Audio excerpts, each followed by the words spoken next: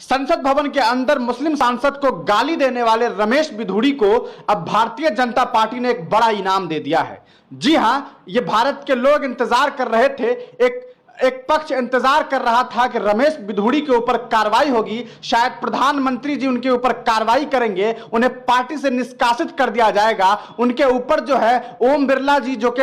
Speaker हैं वो कुछ कार्रवाई करेंगे। लेकिन कार्रवाई की सोच रखने वाले लोगों के लिए एक बड़ी खबर सामने आ गई है, वो ये कि भारतीय जनता पार्टी ने रमेश बिधूड़ी को नया इनाम दे दिया है। जी हां, उन्हें प्रमोशन मिल गया है और उन्हें जबरदस्त प्रमोशन मिला है। उन्हें प्रमोशन शायद इसी वजह से मिला है क्योंकि उन्होंने एक बड़ा काम संसद भवन में कर दिया, जिसकी वजह से आज न सिर्फ भारत में बल्कि दुनिया भर में भारत के जो नेताओं की सोच है, एक पक्ष की जो सोच है वो लोगों तक पहुंच गई कि देख लो, भारत के संसद भवन में लोकतंत्र की मंदिर में अल्पसंख्यक समाज को गालियां दी जा रही है और उसके बाद भी उस नेता को, उस इंसान को निष्कासित नहीं किया जाता है, उनके ऊपर कार्रवाई नहीं की जाती है, बल्कि उन्हें प्रमोट किया जाता है, उनका प्रमोशन होता है। और एक साथ रमेश बिधूड़ी के लिए दो खुशखबरी सामने आई है। पहली खुशखबरी तो यह है कि उन्हें दिल्ली राज्य कबड्डी संघ जो है उनका अध्यक्ष बना दिया गया है। जी हां, आप सही सुन रहे हैं, उन्हें अध्यक्ष बना दिया गया है और वो 4 साल तक अब उस पद पर रहेंगे और कबड्डी खेल को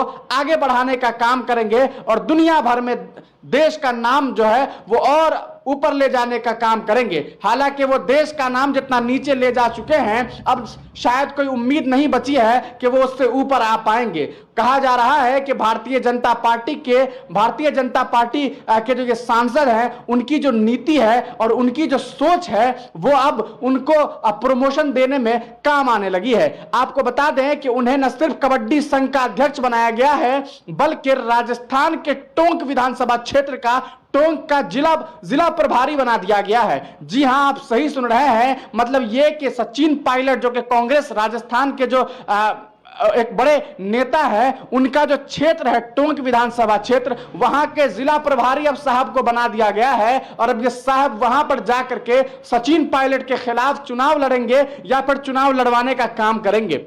इन्हें भाजपा ने बड़ी जिम्मेदारी दी है क्योंकि खुद ये गुज्जर समाज से आते हैं और सचिन पायलट भी गुज्जर समाज से हैं। आप सबको मालूम है कि सचिन पायलट को मुख्यमंत्री नहीं बनाने की वजह से वहां के चंद लोग नाराज हैं और वो गुज्जर समाज के लोग हैं। इसलिए अब इन साहब को भेजा गया है कि तुम वहां जाओ और वहां जाकर के अपनी नफरती बोल से वहां की जो कांग्रेस की जो सरकार है उसमें कांग्रेस के जो नेता हैं उन्हें हराने में हमारी मदद करो। कहीं ना कहीं भारतीय जनता पार्टी के आला कमान ने रमेश बिधूड़ी पर इसलिए भी यकीन जताया है क्योंकि उन्होंने जो काम किया है वो शायद कोई आईटी सेल इतनी आसानी से नहीं कर सकता था, जितनी आसानी से इन्होंने संसद भवन के अंदर में बसपा के सांसद दानिश अली को गालियां देकर के कर ली। इन्होंने साफ लफ्जों में आतंकवादी कह दिया, उपद्रवी कह दिया और मुस्लिम समाज को इस तरह से गालियां दी कि न सिर्फ इस देश में बल्कि दुनिया के कई सारे मुल्कों में इस बात को पहुंचा दिया कि देख लो, भारत के मुसलमानों के साथ,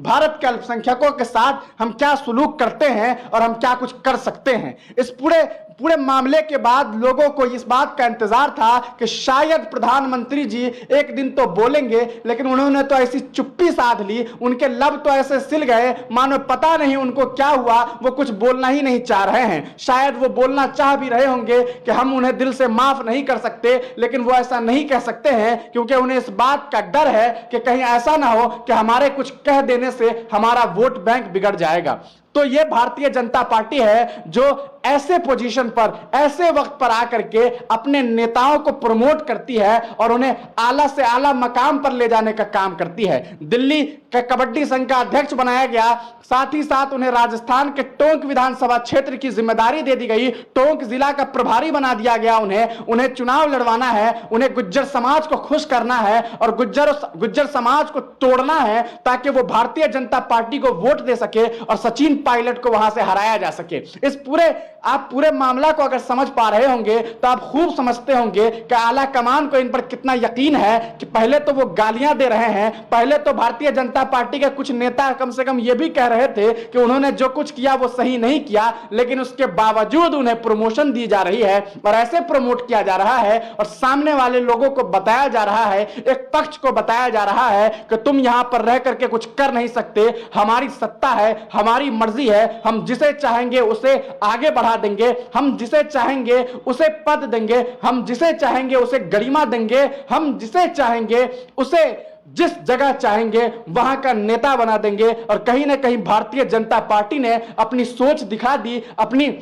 जो उनकी नियत थी वो दिखा दी, इसलिए क्योंकि अभी इस मामले को हफ्ते ही गुजरे थे, अभी तो इस उम्मीद में लोग थे कि शायद उन पर कार्रवाई होगी, लेकिन कार्रवाई क्या होगी, उनका तो प्रमोशन हो गया है। आपको बता दें कि रमेश बिधूड़ी जी दिल्ली के रहने वाले हैं और उनका पूरा परिवार आरएसएस को फैलाने में अपना योगदान दे चुका है, तो कहीं ना कहीं अपने आकाओं को खुश करने के लिए उन्हें इस तरह का काम करना पड़ा होगा। हो सकता है कि यह पूरी तरीके से प्लानिंग रहा हो, क्योंकि अगर प्लानिंग नहीं होती तो अब तक इनके ऊपर कार्रवाई हो जाती और अब तक इस देश में कम से कम इस बात का मैसेज आ गया होता कि प्रधानमंत्री जी ने कहा है कि हम रमेश बिधूड़ी को दिल से माफ नहीं कर पाएंगे। लेकिन उन्होंने तो ऐसा भी नहीं कहा, क्योंकि उन्हें भी ये सब देखते हुए शायद अच्छा लग रहा है और वो भी चाहते हैं कि इस तरह का होता रह जाए और इस तरह के मामलात सामने आते रहें, ताकि भारतीय जनता पार्टी के ऊपर कुछ लोगों का, कुछ खास लोगों का जो कह सकते हैं यकीन है वो और बढ़ता चला जाए और बढ़ता चला जाए